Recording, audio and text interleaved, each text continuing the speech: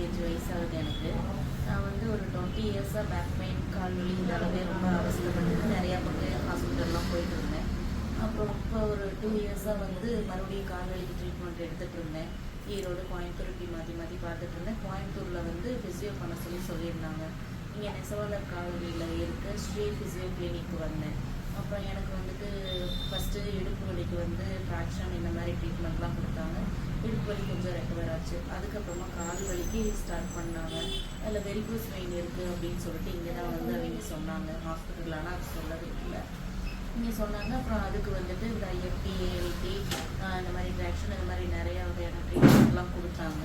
பல்கீஸ் அப்படின்ற பொண்ணு தான் வந்து என்னை பார்த்துட்டாங்க.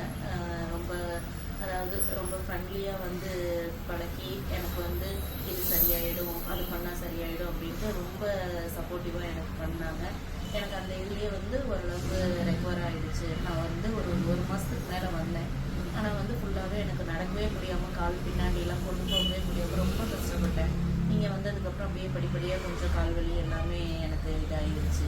அதுக்கப்புறம் 1.5 மாதம் வந்துட்டு சரியானதுக்கப்புறம் தான் கொஞ்சம் சுத்தமாக எனக்கு பெயினே இல்லாமல் நான் இப்போ நல்லா இருக்கேன்.